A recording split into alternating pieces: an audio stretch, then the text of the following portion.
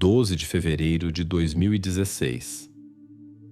Lembrem-se desta data, porque é precisamente ela que se tornará o ponto de partida de uma das histórias criminais mais confusas da Austrália do Sul nos últimos anos.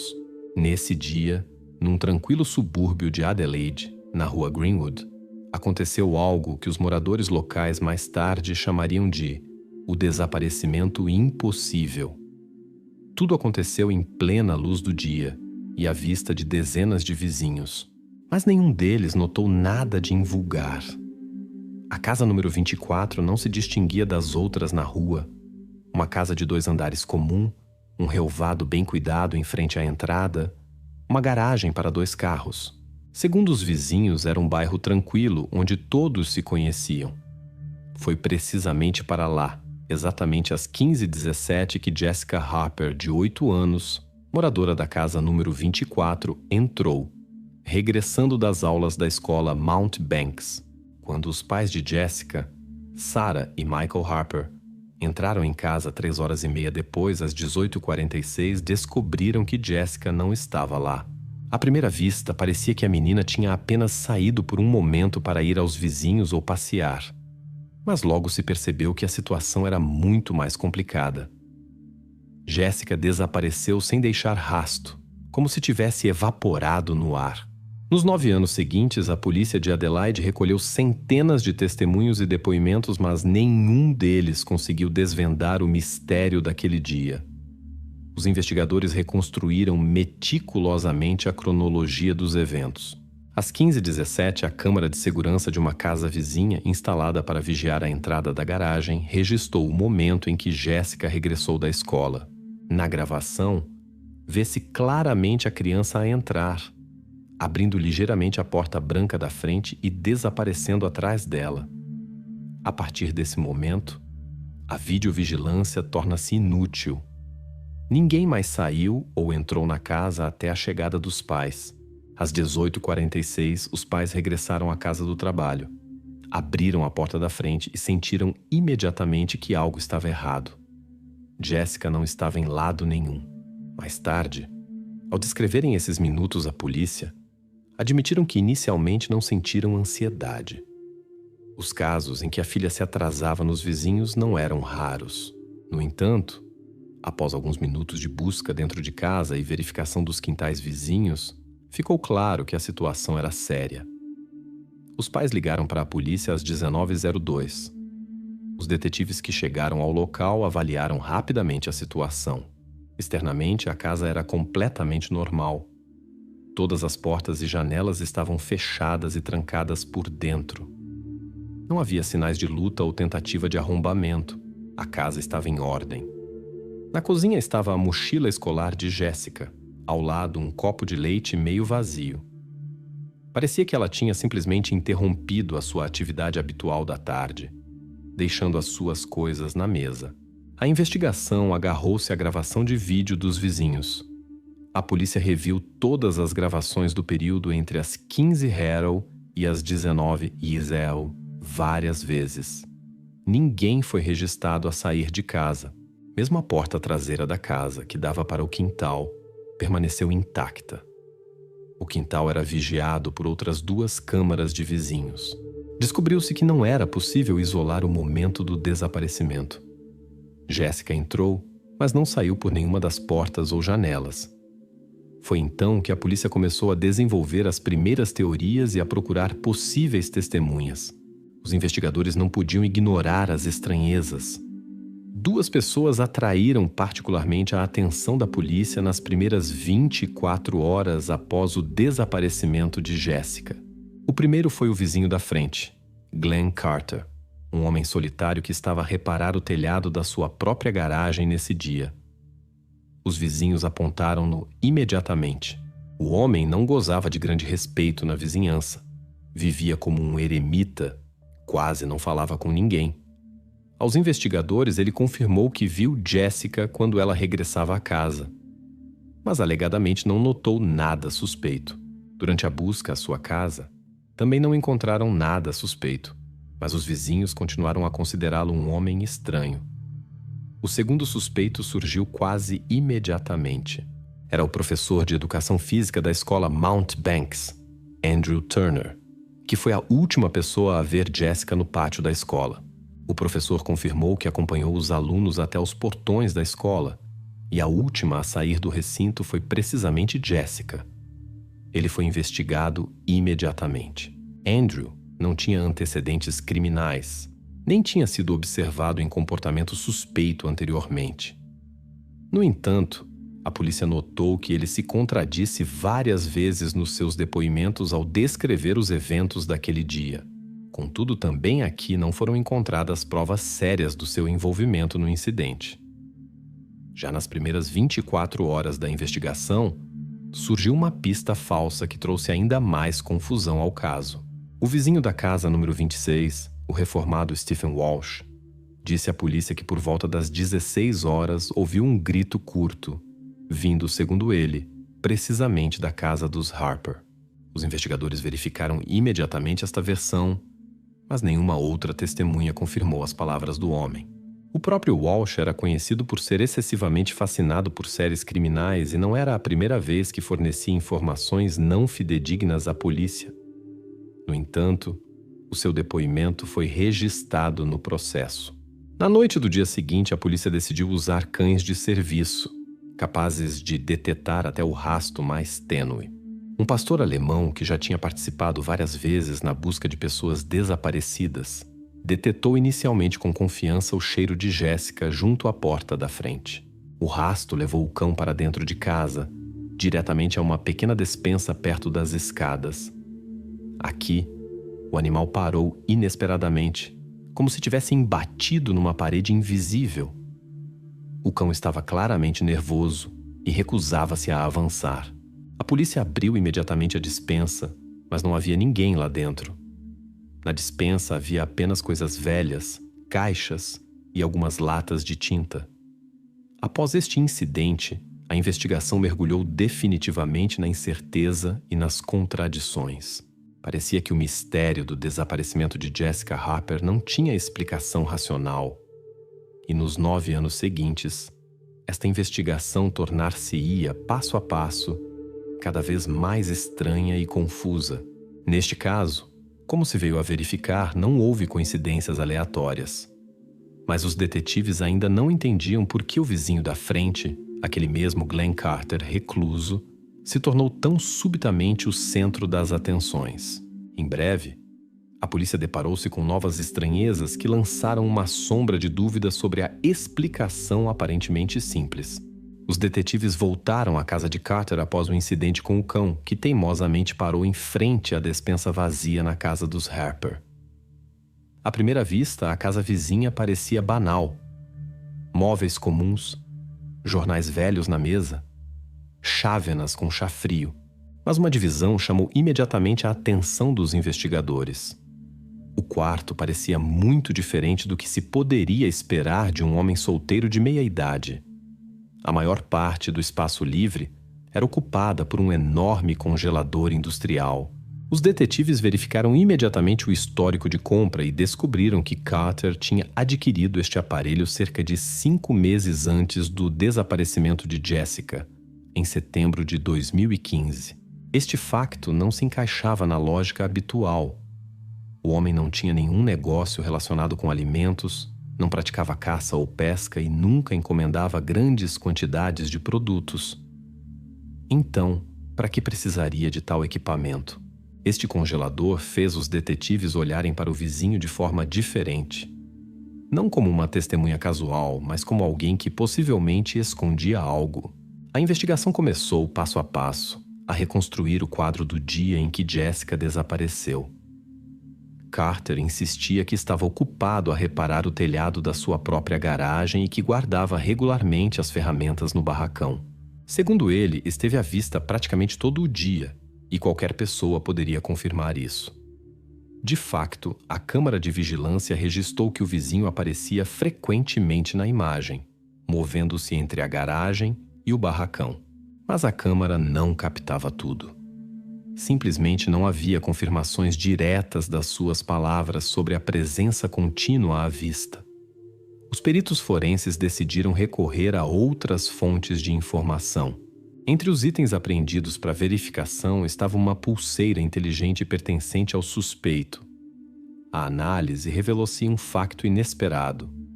O dispositivo registrou a ausência de pulsação no período das 15h20 às 16h05. Precisamente nesses 45 minutos, quando, como se descobriu mais tarde, ocorreram os eventos cruciais, a pulseira estava imóvel numa prateleira, o que foi confirmado pelos técnicos. Carter explicou isso por simples conveniência. Alegadamente tirou a pulseira durante o trabalho para não atrapalhar. As suas desculpas soavam plausíveis, mas verificar a sua veracidade revelou-se impossível. A polícia compreendeu. Este álibi era demasiado frágil para simplesmente acreditar nele. Os detetives verificaram novamente todas as câmaras disponíveis na área, tentando confirmar ou refutar o depoimento de Carter. No entanto, a imagem obtida era incompleta. Por um lado, ele realmente aparecia na imagem, mas por outro, os seus movimentos eram fragmentados e inconsistentes. Os intervalos entre as aparições do homem permitiam perfeitamente fazer algo despercebido aos olhos alheios. Os 45 minutos cruciais permaneciam vazios, não verificáveis. Nesse tempo, o vizinho poderia muito bem estar em qualquer lugar. A próxima pista parecia dar à investigação uma chance de se aproximar da solução. Durante a busca ao quarto, os peritos forenses examinaram cuidadosamente o congelador e encontraram um cabelo na sua superfície externa. As provas foram imediatamente enviadas para análise, acreditando-se que poderiam ser a prova decisiva contra Carter. No entanto, a análise laboratorial mostrou que o cabelo encontrado não correspondia ao ADN de Jessica. Além disso, os peritos estabeleceram que a amostra pertencia a uma pessoa completamente diferente, cuja identidade era desconhecida da polícia e não constava em nenhum caso na Austrália. Esta descoberta levou os investigadores mais uma vez a um beco sem saída. O que parecia ser uma pista importante transformou-se novamente num fio solto, levando a investigação a lado nenhum. Apenas 2 dias depois de a polícia ter começado a mostrar um interesse acrescido nele, Glenn Carter, inesperadamente para todos, colocou a sua casa à venda. O negócio foi fechado em poucas horas. O homem apressadamente fez as malas e mudou-se para Nova Gales do Sul, a centenas de quilômetros de Adelaide. Quando os detetives descobriram isso, tentaram localizá-lo através das câmaras de trânsito e rapidamente descobriram outra estranheza. O carro registrado pelos radares era completamente diferente. Carter saiu da cidade não no seu próprio carro, mas num veículo desconhecido da polícia, registrado em nome de outro proprietário. Esta fuga não parecia apenas suspeita, era estranha e alarmante, como se o homem estivesse a tentar escapar aos olhos de alguém e a esconder detalhes importantes. No entanto, a estranha fuga de Carter não aproximou a polícia da solução do mistério do desaparecimento de Jessica.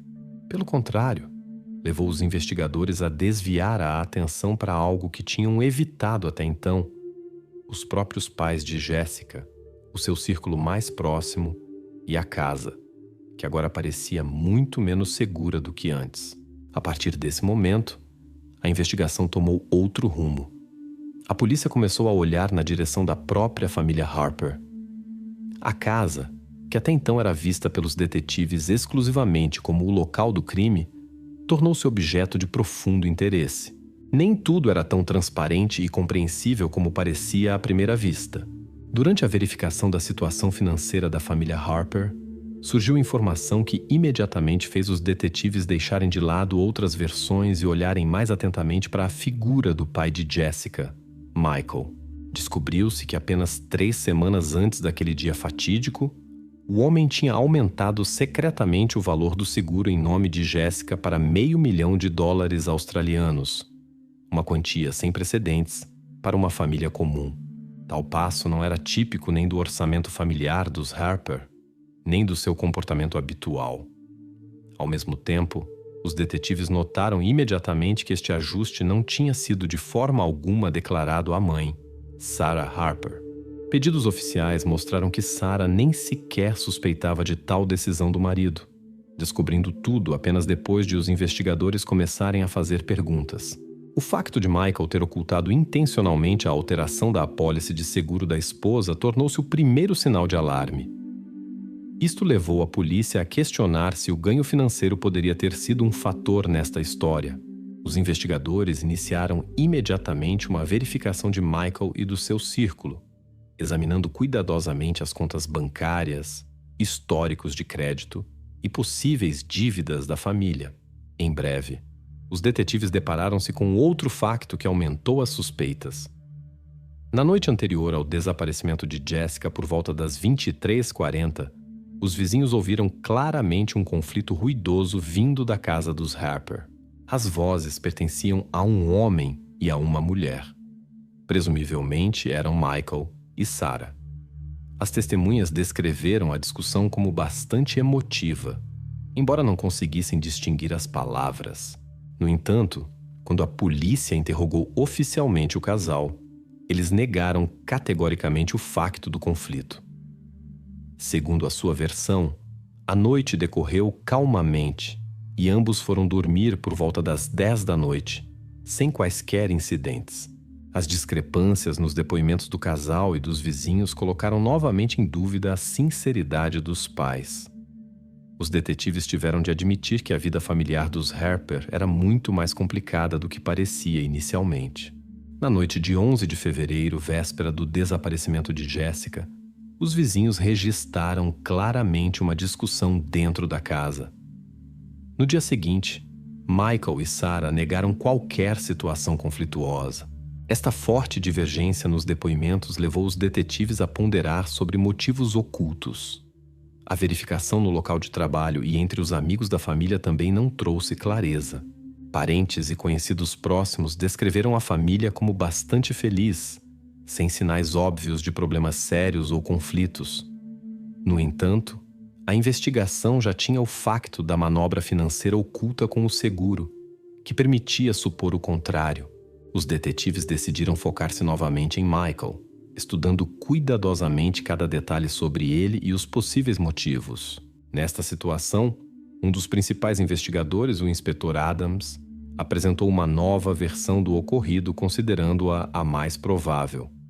Ele supôs que o possível motivo dos eventos poderia estar relacionado precisamente com dinheiro e um acidente.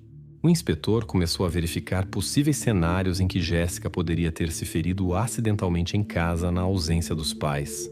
Segundo a hipótese de Adams, o pai poderia ter tentado ocultar as circunstâncias do incidente, esperando posteriormente receber o pagamento do seguro. Esta versão era conveniente e compreensível, especialmente tendo em conta o comportamento estranho de Michael com a apólice e a negação da discussão noturna. No entanto, a inspeção da casa não confirmou esta versão. Os peritos forenses não encontraram absolutamente nenhum vestígios físicos que confirmassem a possibilidade de um acidente dentro de casa. Todas as divisões foram cuidadosamente inspecionadas. Os pisos e paredes examinados em busca de quaisquer sinais que pudessem indicar um acidente. Nada do gênero foi encontrado, e a versão do inspetor Adams foi perdendo gradualmente credibilidade, embora a investigação não a tenha descartado completamente. Parecia que a situação tinha chegado a outro beco sem saída. No entanto, precisamente nesse momento, quando a atenção da polícia estava totalmente focada na família, o caso tomou inesperadamente um rumo completamente novo. A companhia de seguros, a qual a polícia tinha enviado pedidos para esclarecer as circunstâncias da celebração do contrato, revelou subitamente um facto inesperado. O aumento do valor do seguro em nome de Jessica não foi iniciado a partir do computador doméstico dos Harper, mas sim de um endereço IP registrado na escola Mount Banks, onde Jessica estudava. A notícia tornou-se uma verdadeira sensação na investigação. Alguém do pessoal da escola, um professor, administrador ou outro funcionário, estava relacionado com o ajuste da apólice de seguro. Michael Harper afirmou confiantemente aos investigadores que nunca tinha usado os computadores da escola e não poderia ter iniciado essa alteração a partir daí. Sarah confirmou as suas palavras, observando que nunca tinha ouvido falar de tais manipulações. Agora, a investigação teve de mudar radicalmente o foco da atenção.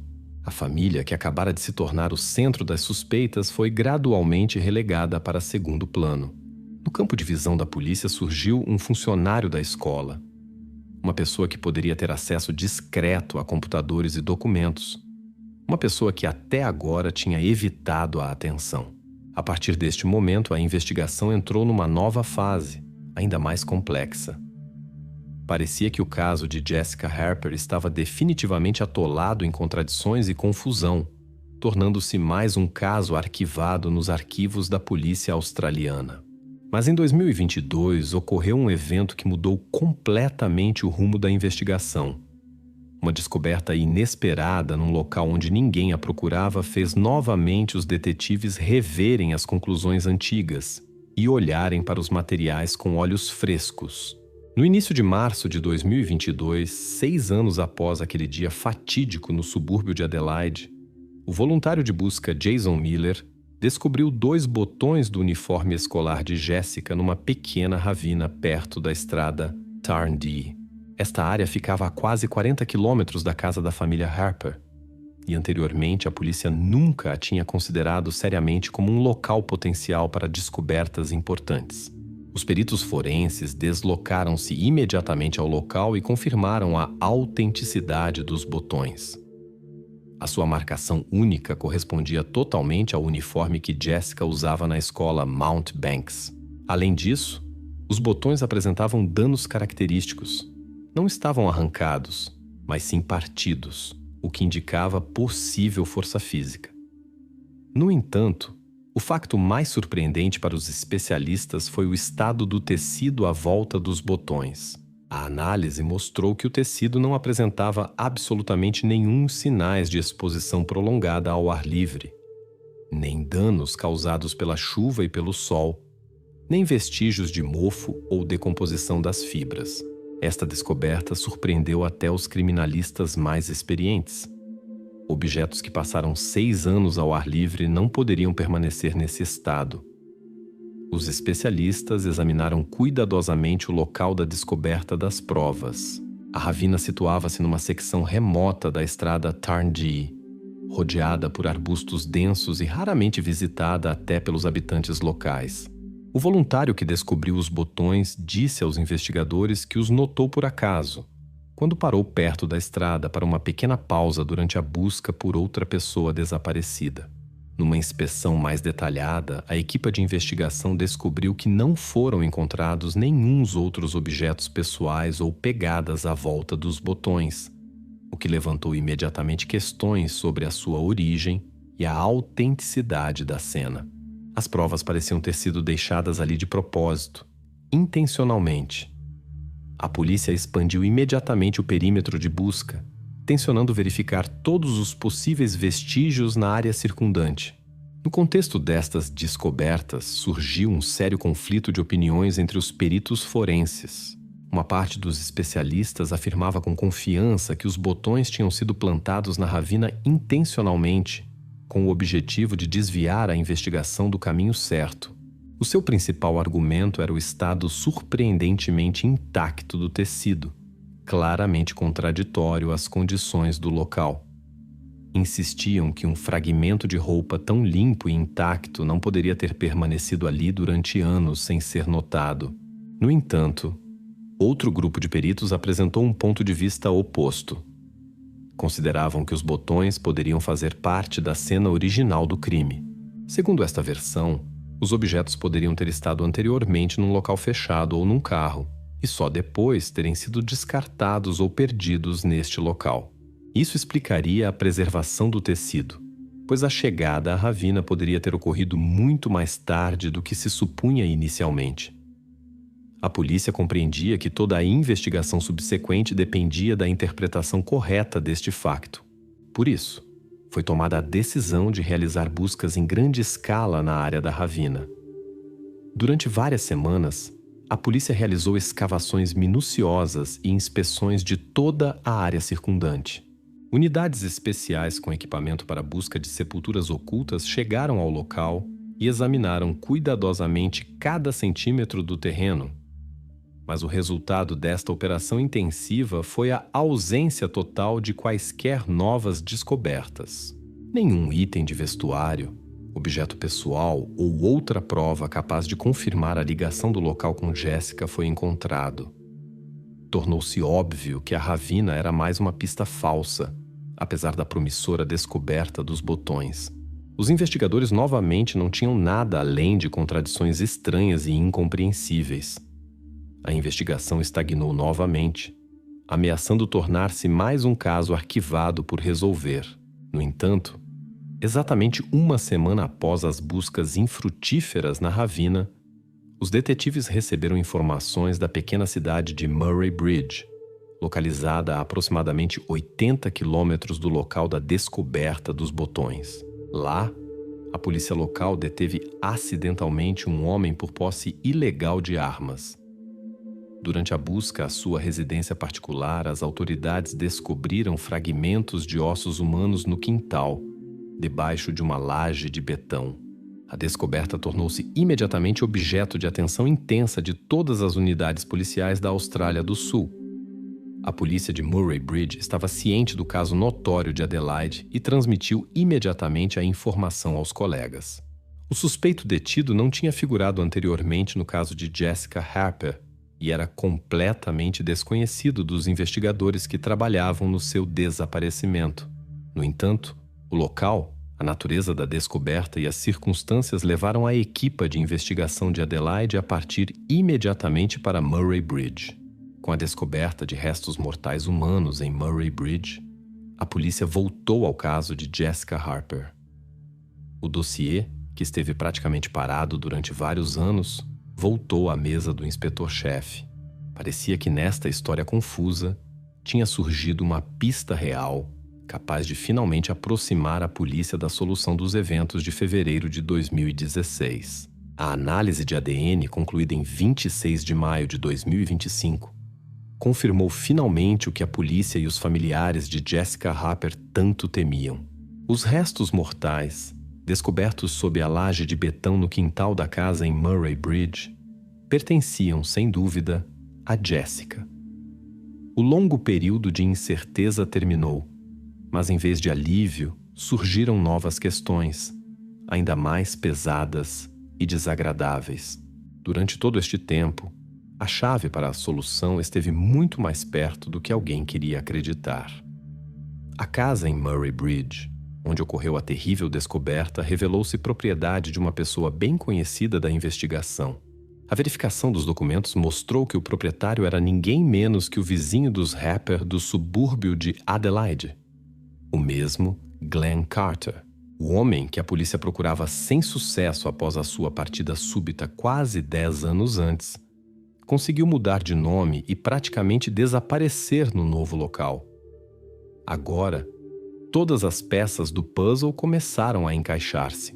A investigação realizou outra verificação minuciosa, examinando os bens e propriedades do suspeito. A descoberta mais significativa foi feita no congelador industrial que Carter tinha levado da sua casa em 14 de fevereiro de 2016, apenas 2 dias após o desaparecimento de Jessica. Os peritos forenses encontraram vestígios microscópicos de sangue na superfície interna da câmara do congelador. A análise não deixou dúvidas. Correspondiam completamente ao perfil de Jessica Harper. Igualmente convincente foi a informação obtida das operadoras de telemóvel. Uma análise detalhada mostrou que em 12 de fevereiro de 2016, o telemóvel do suspeito esteve desligado por exatos 51 minutos. Este período coincidia precisamente com o intervalo entre a hora em que Jessica entrou em casa e o momento em que a sua mãe ligou para a polícia. Tudo se encaixava numa cadeia sólida de provas que era impossível refutar. Apesar da evidência das provas recolhidas, a polícia deparou-se com um problema inesperado. O motivo permaneceu indeterminado.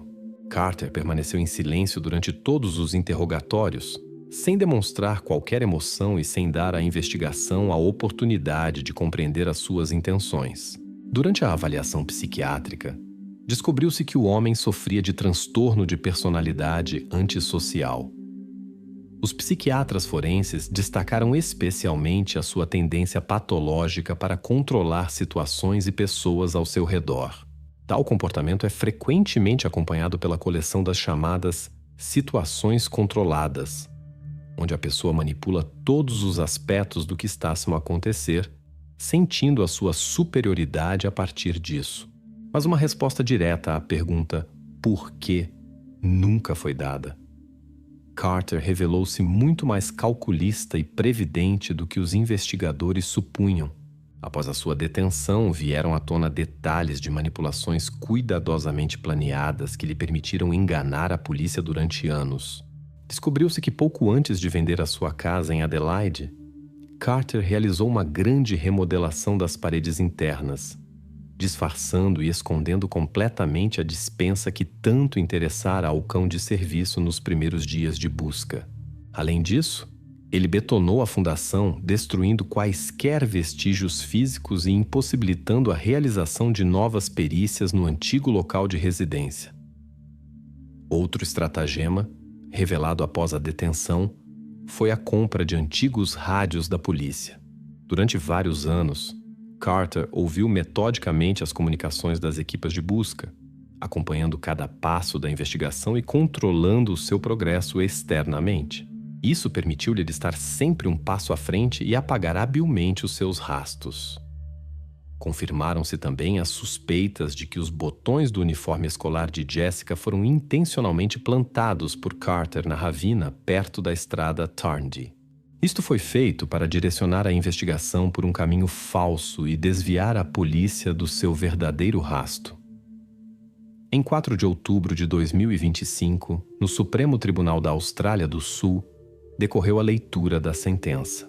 A sessão do tribunal foi a conclusão tensa de uma investigação de muitos anos que atraiu a atenção pública de todo o país. O juiz leu os autos do processo, enumerou as provas e, a certa altura, convidou o arguido a proferir as últimas palavras antes da sentença. Carter levantou-se lentamente do seu lugar, virou-se para o tribunal e ficou em silêncio. Em completo silêncio, permaneceu de pé por exatos 6 minutos, sem dizer uma única palavra. O juiz pediu explicações várias vezes, mas Carter permaneceu imóvel, olhando em frente. Este silêncio causou uma impressão maior do que quaisquer palavras possíveis. Após a conclusão do julgamento, o juiz proferiu a decisão final: prisão perpétua sem direito à liberdade condicional. Os autos do processo foram encerrados, o processo judicial oficialmente concluído, e o próprio arguido foi imediatamente enviado para um estabelecimento prisional de alta segurança. Apesar da prova completa e convincente da sua culpa, um espaço no processo permaneceu vazio: a secção do motivo do crime. Nem as numerosas perícias psicológicas, nem as revelações pessoais do réu conseguiram esclarecer por que esta tragédia aconteceu. Assim, o caso de Jessica Harper, mesmo concluído com uma sentença oficial, permaneceu não totalmente compreendido por todos os participantes e observadores da investigação. Esta história entrará para sempre nas crônicas criminais da Austrália, tornando-se um lembrete vívido e terrível de que mesmo no ambiente mais comum pode esconder-se um mistério insondável. Em 2 de outubro de 2010, a jovem Madison Spears saiu para encontrar amigos e tomar um sorvete juntos. Infelizmente, ela nunca mais voltou para casa. Sua mãe, preocupada, imediatamente a registrou como desaparecida na polícia. A ação imediata da polícia revelou detalhes chocantes deste caso misterioso. Em 12 de setembro de 2003, Madison Elizabeth Sparrow nasceu em Norfolk, Virgínia, nos Estados Unidos da América. Seus pais eram Heather Sparrow Murphy e Richard Prestige. Madison cresceu com 2 irmãs, Molly e Wendelane, que nasceu em fevereiro de 1999 em Durango, Colorado, e era filha de Richard de um relacionamento anterior.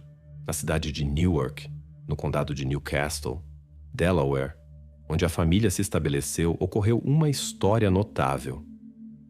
Em 5 de outubro do ano de 2010, neste lugar tranquilo, Madison encontrou uma amiga próxima, Molly. Desde então, as duas se tornaram inseparáveis. Sendo a mais velha de 8 primos, Madison sempre teve um carinho especial pelos parentes mais jovens. Seu relacionamento caloroso com eles era marcado por jogos e diversão.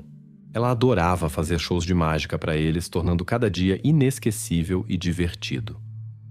O riso de Madison contagiava todos ao seu redor com sua alegria e vitalidade. Muitas vezes ela alegrava as pessoas com sua energia, mas às vezes também ficava pensativa e se retraía. Seu pai disse que, desde jovem, ela era extraordinariamente inteligente e preferia observar e refletir sobre as situações antes de agir. Madison também era muito carinhosa, e seu abraço caloroso podia animar qualquer um que estivesse por perto. Seus amigos e familiares sempre a viam como alguém leal e pronta para ajudar e apoiar aqueles que ela estimava. Desde pequena, era curiosa e gostava de aprender coisas novas, o que a levou a ingressar no movimento mundial de escoteiras, onde jovens podem adquirir uma variedade de experiências e conhecimentos. No início do outono de 2012, todos os grupos de escoteiras em sua área estavam totalmente formados. A mãe de Madison assumiu o papel de líder principal. Aos 9 anos, Madison ingressou no grupo júnior das Brownies, destinado a pessoas de 7 a 10 anos. Durante seus vários anos como membro das escoteiras, Madison tornou-se uma das vendedoras de biscoitos mais diligentes e recebeu inúmeras insígnias de mérito por excelente trabalho e cumprimento do dever. Após quase 10 anos nas escoteiras, Madison havia feito amigos verdadeiros lá. Ela tomou a iniciativa e se tornou ajudante no grupo de sua irmã mais nova, Molly. Essa decisão foi guiada por seu desejo de trabalhar com a geração mais jovem e contribuir para a comunidade. Madison sempre se destacou por sua gentileza e caráter atencioso.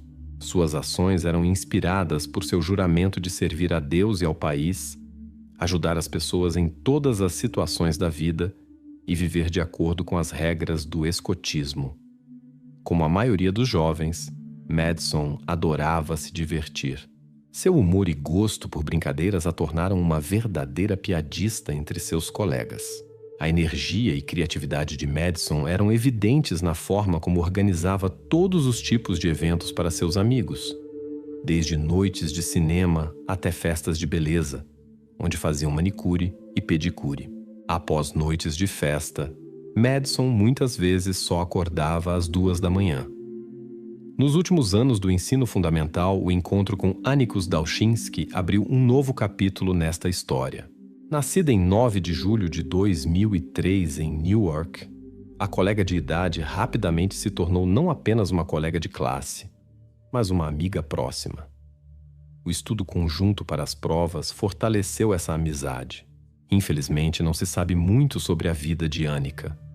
Sabe-se, no entanto, que seus pais, Robert Dalchinski e Robin Kearns, moravam na Aronimack Drive, em Newark, no ano de 2004. Depois que Annika e Madison concluíram o ensino fundamental segundo, elas foram para o ensino médio, onde suas vidas foram enriquecidas por novas amizades. Um desses novos amigos era Noah Sharp, nascido em 23 de agosto de 2009 em Newark. O detalhe especial de sua biografia é que ele tinha 2 irmãos, David e Brianna, enquanto os outros detalhes de sua vida familiar e origem são pouco conhecidos. Noah se destacou entre seus colegas de classe e logo se tornou-se uma parte importante de suas vidas escolares. Os 3 frequentemente faziam passeios agradáveis para tomar sorvete e desfrutavam de longas caminhadas nos parques extensos nos arredores de sua cidade. Em um desses passeios, Noah e Madison se conheceram e se apaixonaram, e logo depois começou seu primeiro romance, cheio de excitação e emoção juvenil. O início de seu relacionamento foi cheio de sentimentos e afeição mútua. No entanto, após pouco mais de 1 ano, no início de seus 20 anos, Madison decidiu repentinamente que era hora de se separar. Foi uma decisão pacífica, pois ambos concordaram em manter a amizade. Mas para Noah foi um golpe duro, pois ele ainda nutria fortes sentimentos por ela. Com o tempo, Anika ocupou um lugar especial na vida de Noah e se tornou sua amiga íntima. Eles se comunicavam diariamente, trocavam mensagens e se encontravam com mais frequência, embora Noah ainda estivesse passando por seu próprio drama pessoal. Finalmente, Noah abriu seu coração novamente para um novo relacionamento e começou a namorar outra Anika. Ao contrário de seus sentimentos por Anika, Noah não parou de se comunicar com Madison. Ele até a surpreendeu com uma visita e um presente em seu 17º aniversário, celebrado em 12 de setembro do ano de 2020. Neste dia especial, Heather, mãe de Madison, notou sinais de tristeza em Noah, aparentemente relacionados à separação deles. No entanto, quando Anika soube da visita de Noah a Madison, foi dominada pelo ciúme. A ideia de que Noah ainda mantinha um relacionamento caloroso com sua ex a magoou e despertou fortes sentimentos negativos nela. Noah é tomado pelo ódio e pelo ciúme, que eventualmente o levam a querer prejudicar Madison. Esses sentimentos o levam a planejar um crime grave. Noah e Anika esqueceram a moderação e a humanidade e se prepararam para ações que poderiam mudar suas vidas para sempre. Os dois se encontraram pessoalmente e se comunicaram via FaceTime para elaborar um plano que prejudicaria Madison. Eles discutiram como diferentes meios poderiam ser usados e como as evidências deveriam ser eliminadas após o ato. Suas mensagens, cheias de intenções hostis, mostravam que estavam dispostos a tudo para fazer Madison sofrer. Isso foi resultado do profundo ressentimento e raiva de Noah, que não conseguia aceitar que Madison não compartilhava de suas experiências após a separação. Enquanto discutiam vários métodos, Anika e Noah concluíram que o uso de armas de fogo não era aceitável devido ao barulho associado. Assim, surgiu a ideia de usar meios mais silenciosos, mas eficazes. Após cuidadosa consideração, eles decidiram usar um objeto contundente. Essas decisões foram detalhadas em documentos oficiais, que mostram quão rapidamente a ideia de usar armas de fogo foi abandonada e outras abordagens foram adotadas. Todo o processo de deliberação e seleção de meios foi marcado por cálculos e discussões cuidadosas, provando seu compromisso com um plano detalhado. Como parte desse plano, eles também fizeram cálculos para determinar quantos tijolos seriam necessários para garantir que nenhum vestígio flutuasse para a superfície da água, caso decidissem agir dessa forma. No entanto, Noah não estava totalmente certo sobre o método escolhido, mas apesar de suas dúvidas, tomaram uma decisão unânime. Naquela época, Madison, conhecida por sua paixão por Halloween e sorvete, aguardava ansiosamente a chegada de outubro para celebrar seu feriado favorito. Anika ligou para ela na sexta-feira e ofereceu passar o dia juntas tomando sorvete. Para Madison, essa era a desculpa perfeita para sair de casa, pois não via a amiga há muito tempo e queria comprar um presente para Molly, que faria aniversário em 3 dias. Ela escolheu uma roupa que combinava com seu humor alegre. Meia calça preta e shorts jeans, com sapato cinza e um moletom azul com a inscrição New Jersey. Ela também não esqueceu os acessórios, brincos brancos em forma de fantasmas que enfatizavam seu amor pelo Halloween. Ao mesmo tempo, uma ideia surgiu em seu círculo de amigos. Eles pensaram em diferentes maneiras de passar o dia. Uma delas era que Noah, que sabe cavar buracos e onde conseguir paz, deveria esconder algo importante e interessante para eles. Após longa discussão, concordaram que o plano que haviam feito era perfeito. Madison, sem suspeitar das intenções de seus amigos, aguardava ansiosamente para encontrar Nico e celebrar o Halloween, que para ela não era apenas um feriado, mas uma verdadeira magia cheia de alegria e diversão. Naquela tarde, após o almoço, às 14h44, Heather e Madison se despediram. Madison disse ao sair que voltaria mais tarde. No entanto, aquele foi o último momento em que sua mãe a veria viva. Horas depois, Heather recebeu mensagens de texto ofensivas do telefone de Madison, dizendo que Madison estava saindo do país. Heather achou que era uma brincadeira e até respondeu desejando-lhe boa viagem, sem esquecer de acrescentar que Madison havia esquecido seu passaporte no cofre. Ela não recebeu resposta. Heather tentou ligar para Madison, mas ela não atendeu ao telefone. Heather esperou por ela em casa naquela tarde, preocupada. Ela já havia tido a oportunidade de falar com Annika, que lhe contou, em lágrimas, que Madison a havia deixado na frente da loja depois de insultá-la. As tentativas de Heather de entrar em contato com Madison e seu amigo Noah foram infrutíferas.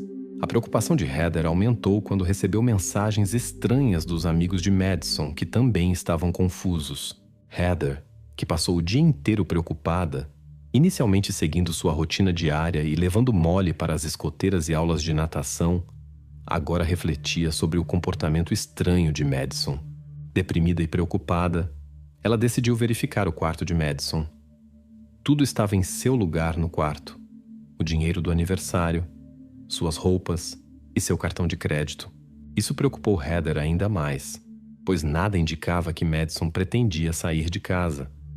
A situação permaneceu confusa e Heather se perguntava o que fazer a seguir.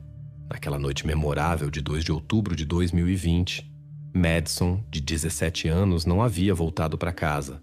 O que preocupou sua mãe, Heather? A falta de um motivo para seu desaparecimento. Ela havia deixado seus pertences e dinheiro em casa, tornava a situação ainda mais confusa. Temendo por Madison, Heather procurou a polícia e a registrou como desaparecida por volta das 20 horas e 30 minutos. Enquanto isso, o ex-marido de Heather, pai de Madison, ao saber do incidente, começou imediatamente a te espalhar a notícia sobre sua filha desaparecida pelas redes sociais, apesar de morar no Colorado. No dia seguinte, sábado, 3 de outubro, a polícia do estado de Delaware declarou a busca oficial pela jovem sob o procedimento Golden Alert. Isso significava que todos os recursos necessários foram ativados para encontrar a pessoa desaparecida. Ao mesmo tempo, os pais de Heather vieram de fora da cidade para apoiar a filha neste momento difícil. Enquanto isso, Heather continuava a se comunicar com várias pessoas na esperança de obter informações sobre o paradeiro de Madison, mas todas as tentativas foram em vão. As mensagens que ela recebeu eram estranhas e não traziam clareza à situação. Naqueles dias, cada hora de espera parecia uma eternidade, e a esperança do retorno iminente de Madison diminuía a cada momento.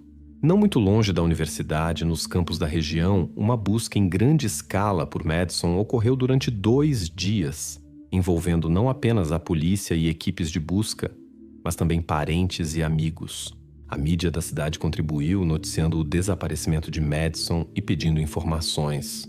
A investigação, liderada por detetives de Delaware, logo se concentrou em interrogar seus conhecidos, entre os quais o ex-namorado de Madison chamou atenção especial. Descobriu-se que seu ex-namorado, Noah, havia sido visto na floresta atrás de uma escola primária em Newark no dia do desaparecimento dela. Os investigadores prenderam Noah e conduziram um longo interrogatório com ele que durou mais de 8 horas, de 4 a 5 de outubro. Após várias declarações contraditórias e alegações de inocência, Noah finalmente fez uma confissão chocante. Ele alegou ter dado um fim trágico a Madison e acusou sua amiga Annika de cumplicidade. Annika estaria com ciúmes de Madison e Noah e levou os dois para a floresta atrás da escola. Lá, ele se escondeu nos arbustos com um taco de beisebol e esperou pelos dois. Noah descreveu como Madison, feliz por estar com sua amiga, não suspeitava do perigo iminente. Ele a atacou de emboscada e cometeu uma agressão grave, admitindo ter usado toda a sua força no golpe decisivo. Após um longo período de raiva e frustração pela traição, o jovem perdeu o controle de si mesmo e cometeu mais violência. As investigações revelaram que, após o ataque, Madison foi levada para um local sob uma ponte perto do cruzamento da rodovia Inca 95 e da Delaware State Road. Este local ficava a apenas 15 minutos do local do crime e não muito longe do armazém. A tentativa de eliminar vestígios no rio falhou, após o que os agressores decidiram escondê-la no mesmo local. Durante as investigações, graças às informações fornecidas pelo jovem, os investigadores encontraram no local do crime um taco de beisebol de alumínio com vestígios e as roupas de Madison, que estavam parcialmente queimadas. O suspeito indicou aos investigadores um local em uma área florestal onde ele e seu cúmplice haviam escondido os vestígios. Na segunda-feira, 5 de outubro de 2020, a terrível notícia chocou o público. A cabo, Lance Heather Piper anunciou a descoberta de Madison. Essa notícia abalou não apenas a família, mas também seus amigos e toda a cidade. Na semana seguinte, na sexta-feira, 9 de outubro, a comunidade local se reuniu no campo de futebol da escola secundária para homenagear Madison. As investigações forneceram provas irrefutáveis do envolvimento de Noah e Annika na tragédia de Madison. Especialistas encontraram vestígios de DNA de 2 pessoas em objetos encontrados no local do crime e nas proximidades. A investigação revelou que Madison teve um fim trágico devido a um golpe na cabeça com um objeto contundente. No decorrer das investigações, Noah foi preso e acusado de violência grave, posse ilegal de arma durante a prática de um crime e conspiração. Sua fiança foi fixada em $1 milhão e ele foi encaminhado para uma prisão. Um mês após este incidente, em novembro de 2020, Annika também se tornou suspeita e foi presa. Isso ocorreu depois que um júri no Tribunal do Condado de Newcastle a indiciou sob acusações semelhantes às de Noah: violência grave, posse ilegal de arma e conspiração. A prisão de Annika foi precedida por uma análise completa das evidências coletadas para provar sua ligação com o crime.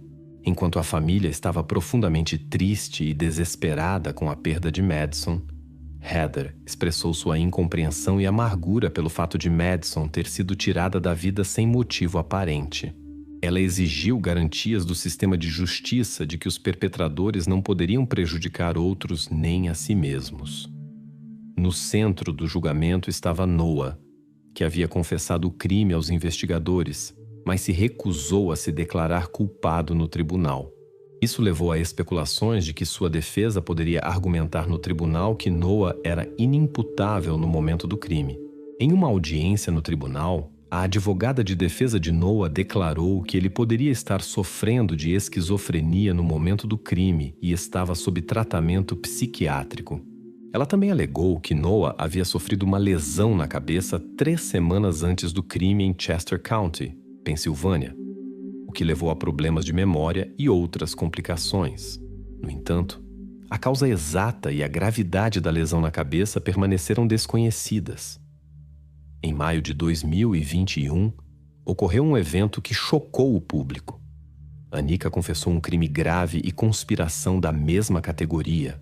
Sua defesa chegou a um acordo com a promotoria no qual ela se comprometeu a testemunhar contra Noah, acusado de planejar o crime contra Madison.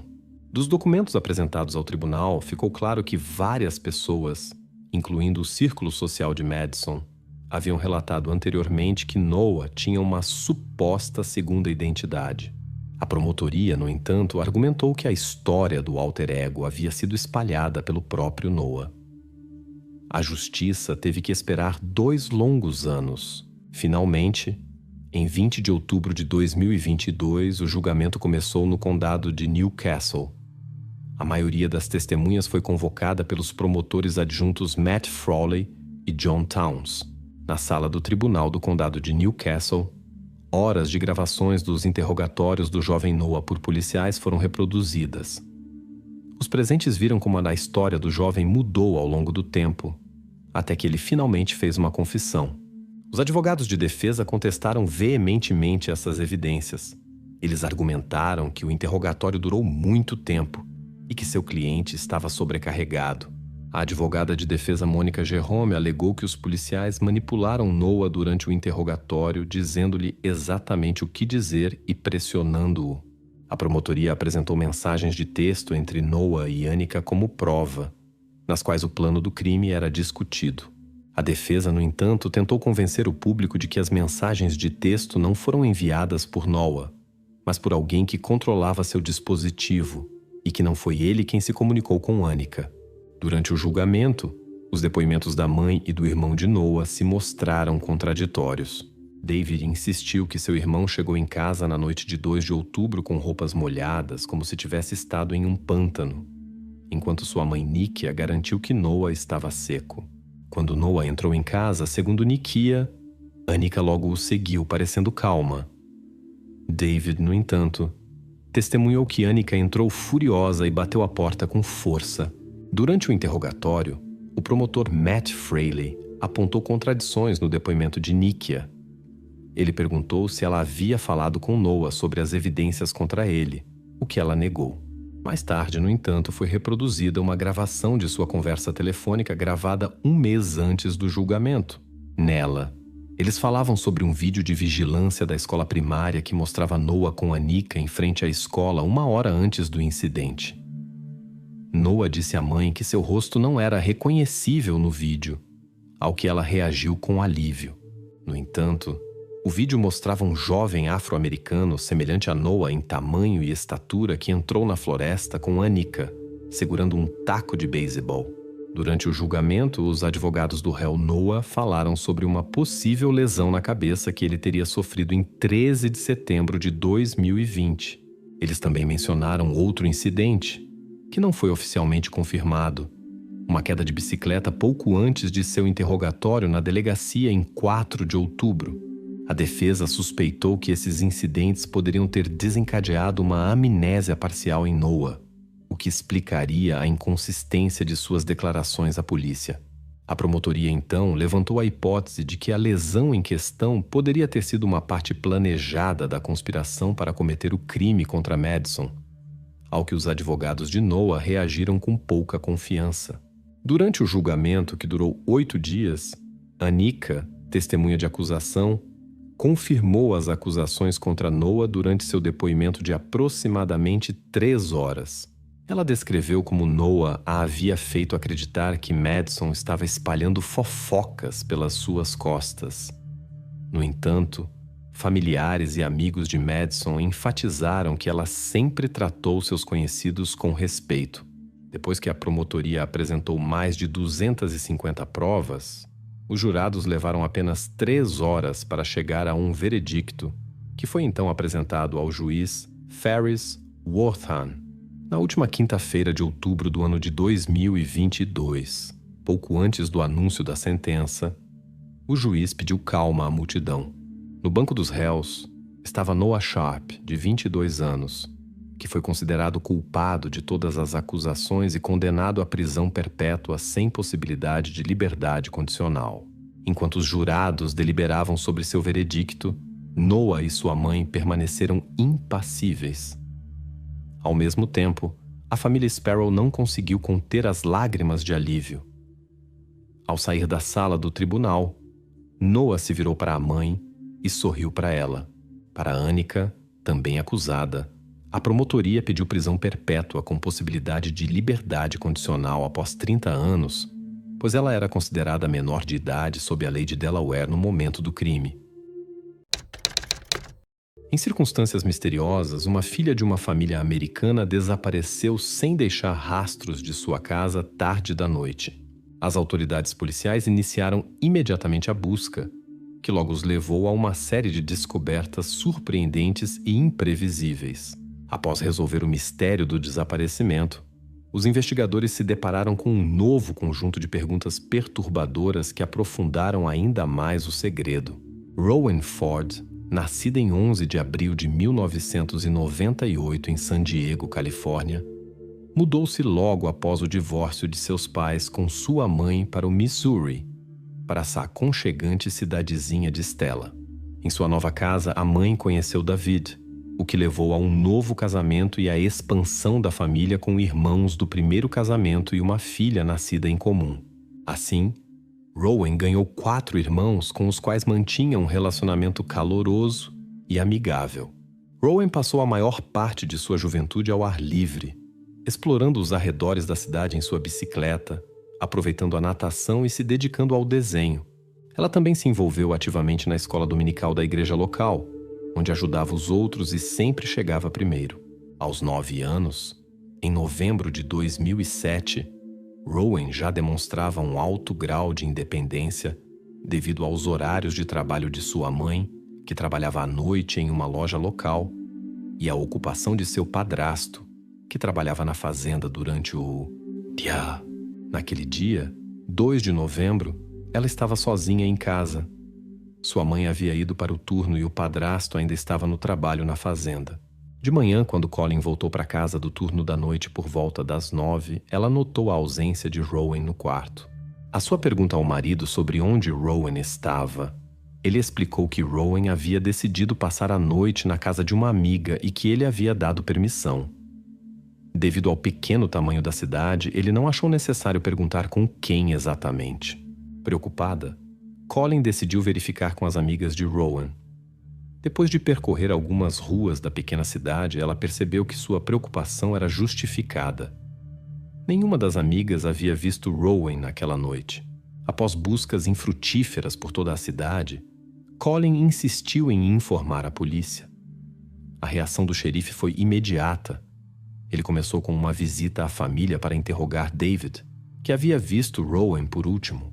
O homem informou que na noite anterior, após o trabalho na fazenda, ele, juntamente com seu colega Christopher e um conhecido, Layton, foram para sua casa, onde jogaram bilhar e beberam alguns copos.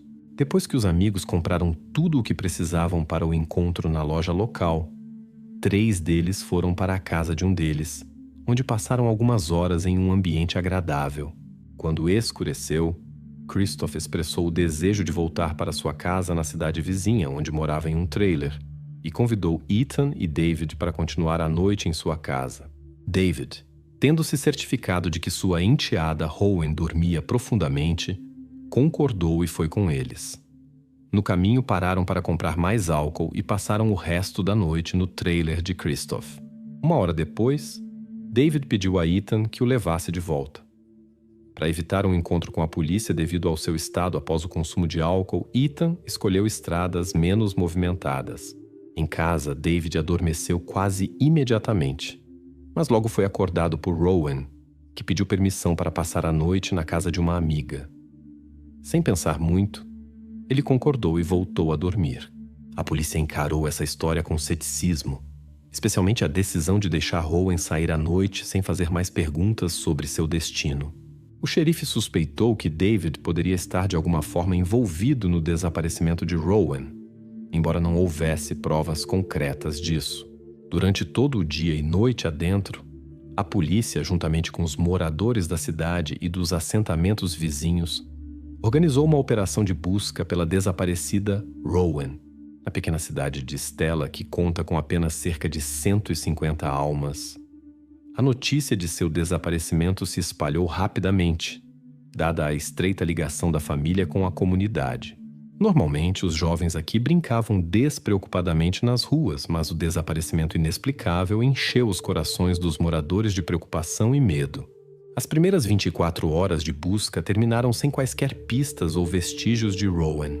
No dia seguinte, 4 de novembro, os investigadores viajaram para uma cidade vizinha para se encontrar com Christopher, que confirmou o álibi de David, mas relatou que não tinha mais contato com seu amigo desde o desaparecimento de Rowan. Isso levou à expansão da operação de busca e ao envolvimento de ainda mais voluntários. No entanto, nenhum vestígio de Rowan foi encontrado.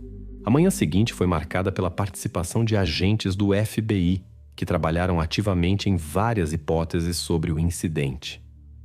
Dúvidas foram levantadas sobre as declarações do padrasto de Rowan, pois sua versão dos eventos parecia inacreditável. Todas as amigas de Rowan foram entrevistadas, o que confirmou que Rowan não estava com elas. Interrogatórios repetidos de David levaram a mudanças em suas declarações, o que reforçou as suspeitas contra ele e intensificou os esforços para esclarecer o caso. Na mesma noite em que Rowan desapareceu, essa pessoa deu informações contraditórias sobre sua ausência. Ele também mencionou que Rowan poderia ter decidido ir sozinha para a casa de uma amiga, sem pedir permissão, e saiu do apartamento sem seu conhecimento.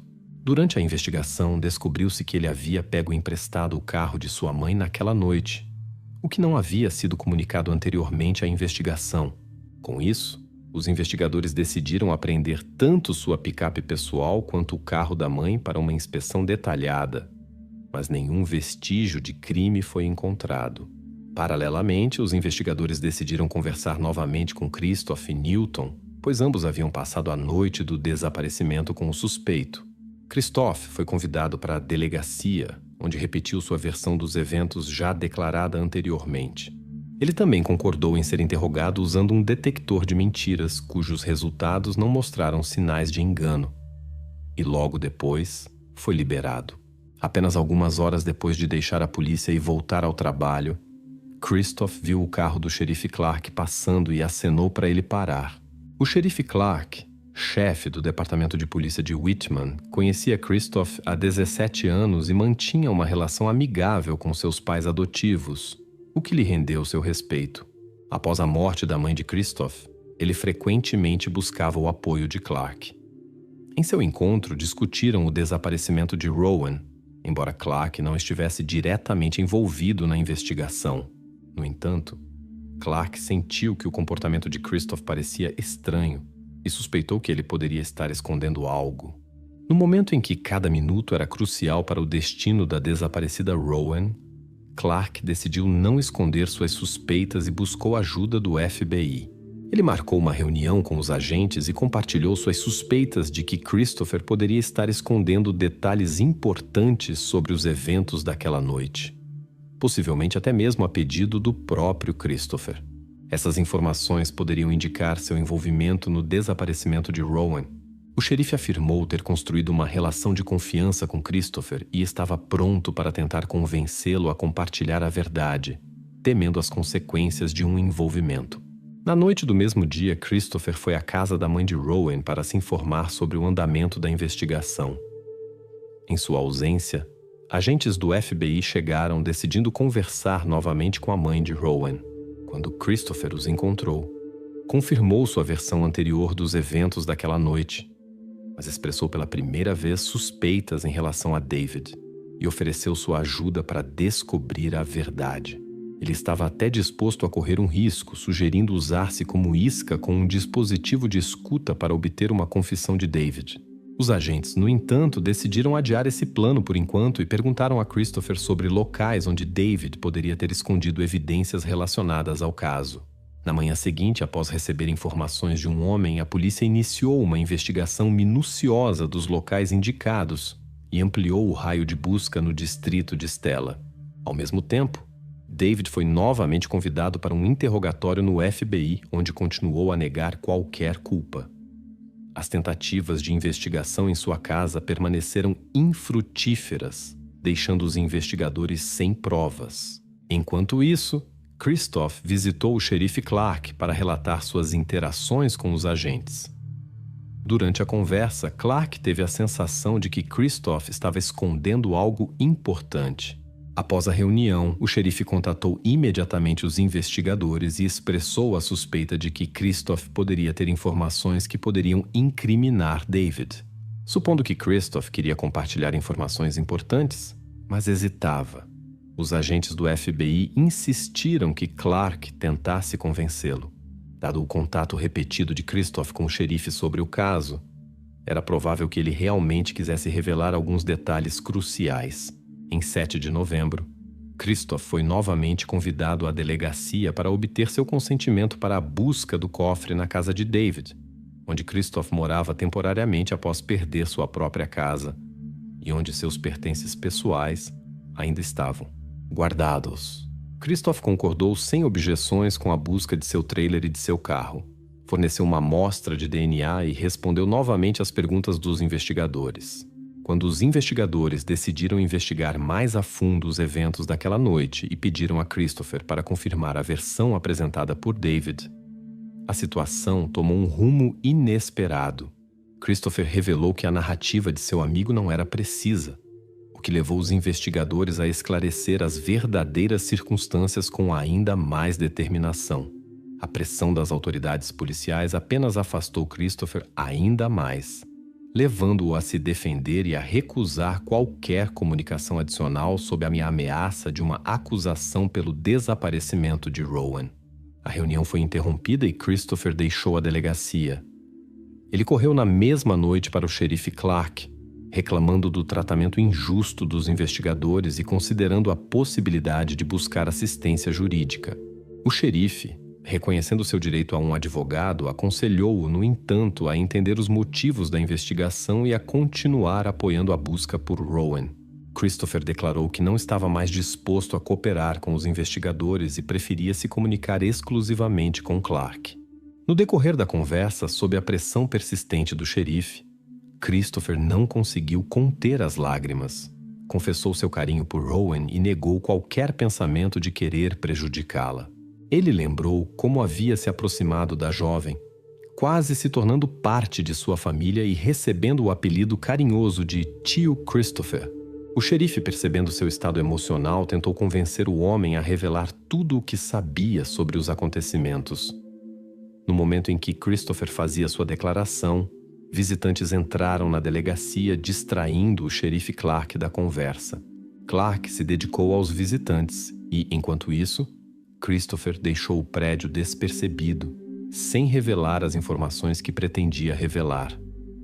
O xerife, percebendo a gravidade da situação, contatou imediatamente o FBI para relatar o ocorrido. Ele alertou que Christopher estava no limite, pronto para revelar tudo. Mas qualquer pressão poderia levá-lo a se recusar a cooperar mais e, em vez disso, contratar um advogado. Portanto, Clark sugeriu dar-lhe tempo para pensar, com o que os agentes concordaram. A busca continuou no dia seguinte sem interrupção, mas Rowan não foi encontrada. Tudo mudou em 9 de novembro, uma semana após o desaparecimento, quando as equipes de busca chegaram a uma área remota perto de Powell, a 16 quilômetros de Stella. Lá, em meio a florestas e campos, descobriram uma profunda depressão natural. Sob uma camada de folhas e lixo, encontraram o que haviam procurado todos aqueles dias: Rowan. As circunstâncias do ocorrido são tais que não podem ser descritas em detalhes no YouTube, mas espero que você possa imaginar o que aconteceu lá. Após a descoberta, os agentes do FBI contataram novamente o xerife Clark para insistir na necessidade de interrogar Christopher. Descobriu-se que Christopher havia ido à delegacia na manhã do mesmo dia, quando Clark não estava presente, e deixou uma mensagem através de outros funcionários, enfatizando a urgência de uma reunião. O xerife começou imediatamente a procurar por Christopher, percorrendo todos os possíveis locais de permanência, mas o homem parecia ter desaparecido da face da terra. A história tomou seu rumo quando Christopher decidiu entrar em contato com Clark por conta própria. A inquietação em sua voz era perceptível. Ele falou sobre a possibilidade de alguém estar seguindo-o. Descrevendo suas últimas andanças pela cidade, que eram tentativas de limpar a cabeça dos pensamentos, Christopher mencionou um carro prateado que parecia segui-lo constantemente. O xerife Clark assegurou-lhe que não sabia de tal vigilância e sugeriu uma reunião para discutir o assunto. Na reunião, Christopher parecia extremamente tenso e expressou o medo de que pudesse ser ligado de alguma forma ao desaparecimento de Rowan e que alguém quisesse retaliar contra ele por isso. Clark sugeriu ir para a delegacia para discutir o assunto em mais detalhes, enfatizando que a situação havia se agravado e que Christopher deveria comunicar tudo o que sabia.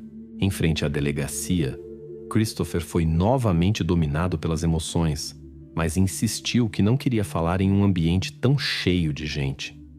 Ele sugeriu ir para um local mais isolado e mencionou uma ponte pouco conhecida perto da cidade. Tendo concordado, eles se dirigiram para lá. Ao chegar ao destino, Christopher estendeu inesperadamente as mãos para Clark e ofereceu-lhe para algemá-lo. O xerife ficou confuso e respondeu que não era necessário. Então, Christopher observou misteriosamente: "Depois das minhas palavras, você verá de forma diferente." E começou a contar, inicialmente repetindo o que a polícia já sabia. Naquela noite, Christopher, junto com Ben e David, relaxaram no trailer, continuaram a festejar e beber. Quando chegou a hora de ir para casa, David pediu-lhe uma carona. Eles decidiram usar as estradas de terra para evitar um encontro com a polícia e partiram. A história que Christopher contou mais tarde ao xerife o chocou e o deixou perplexo. Christopher confessou que naquela noite sentiu o desejo assustador de fazer algo imperdoável a Rowan. Não posso falar sobre isso no YouTube, mas você mesmo deve entender o que ele queria fazer exatamente. Christopher, sabendo que seus amigos levariam um tempo no caminho, escolheu uma rota mais curta pela estrada principal e chegou primeiro à casa de David. Silenciosamente, ele entrou no quarto de Rowan, pegou Rowan com cuidado para não acordá-la e a levou para seu trailer. Durante suas ações, ele não acendeu a luz e tentou passar despercebido. Depois de cometer uma agressão grave, Christopher planejou levar Rowan para casa e desaparecer. Mas os planos mudaram quando ela viu seu rosto sob a luz brilhante da lua. Em pânico por ser reconhecido, Christopher decidiu que precisava apagar os vestígios do crime de tal forma que ninguém, incluindo Rowan, soubesse a verdade. Finalmente, ele tomou uma decisão que não podia mais ser desfeita e levou a um fim trágico, sobre o qual também não posso falar aqui. Por favor, entenda. Mas tento explicar tudo da forma mais compreensível possível. Sentado no carro depois de tudo o que aconteceu, Christopher pensou em maneiras de se livrar de todas as provas e pistas. Seu primeiro pensamento foi destruir todas as evidências, jogando-as da ponte onde havia encontrado o xerife Clark pela última vez. Christopher percebeu que seu plano original seria rapidamente descoberto. Ele dirigiu pelo distrito pensando em alternativas e logo elaborou um novo plano. Perto da cidade vizinha havia uma grande cova. Foi para lá que ele se dirigiu para se livrar das evidências, mas não conseguiu cobrir a cova com galhos. Eles simplesmente caíam devido ao seu enorme tamanho. Ao voltar para casa, Christopher notou vestígios em suas roupas. Ele também precisava se livrar de outros objetos incriminadores e da corda usada no crime.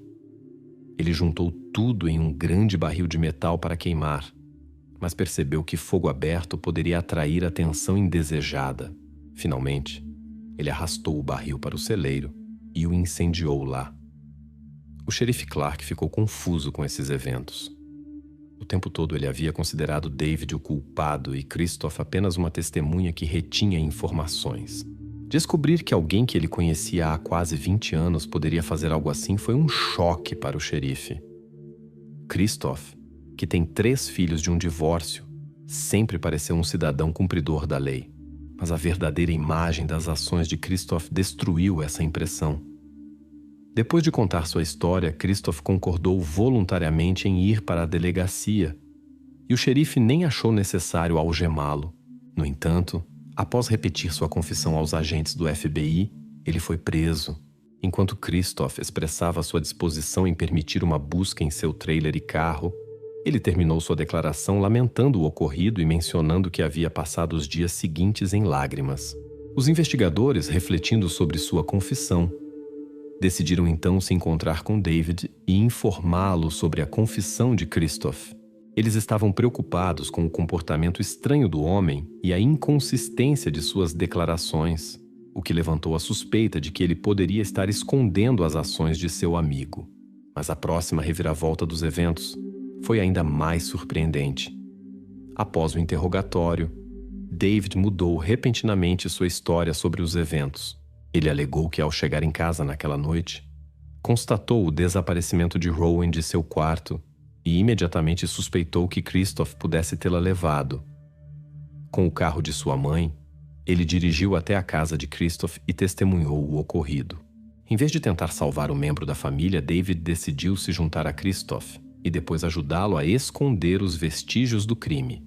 Ele concluiu que sua consciência estava de alguma forma desligada naquele momento, e ele não conseguia se lembrar de nada do que aconteceu nos dias seguintes.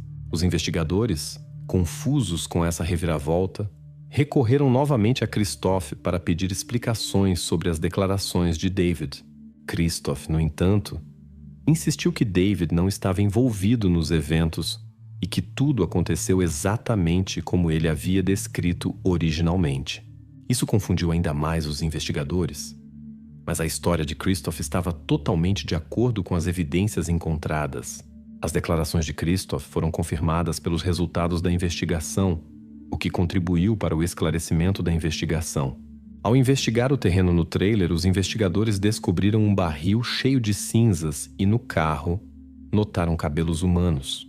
Embora não tivessem certeza absoluta de qual versão dos eventos era a correta, os réus fizeram confissões que permitiram prender David e levar o caso aos tribunais. Durante o processo, Christophe tentou contestar o uso de suas declarações, alegando que não havia entendido seu possível uso contra ele e que seus direitos haviam sido violados. O juiz, no entanto, rejeitou seus argumentos, enfatizando que as declarações foram feitas voluntariamente. Christophe também buscou clemência, destacando sua infância difícil, as constantes mudanças entre seus pais biológicos e pais adotivos e vice-versa, o que deixou uma marca duradoura em sua personalidade. Um especialista convidado alegou que foram detectados sinais de retardo mental em Christophe. Isso, no entanto, não o impediu de ser condenado à pena máxima mais rigorosa no ano de 2012, 5 anos após o crime. Tentativas de apelar da sentença não tiveram sucesso. A situação com David era mais complicada. Ele confessou sua participação no crime, mas sua versão dos eventos divergia das declarações de Christophe, o que representava um risco para a acusação. Um possível julgamento de David poderia levar à anulação da sentença de Christophe e potencialmente libertar ambos, pois não havia evidências diretas como DNA. A acusação não podia correr esse risco. Evidências de que David estava envolvido no crime junto com Christophe nunca foram encontradas. A acusação havia considerado a possibilidade de seu envolvimento, mas as provas não eram convincentes. Para evitar a anulação da sentença contra Christophe, os promotores fizeram um acordo com David. Depois de se declarar culpado de 2 acusações, ele foi condenado a 11 anos de prisão, dos quais cumpriu apenas 5. A sentença causou muito descontentamento, pois muitos acreditavam que David deveria ter recebido uma pena mais severa por suas ações. Agora é extremamente improvável que ele seja responsabilizado novamente por este caso. Enquanto isso, Christophe continua cumprindo sua pena na prisão.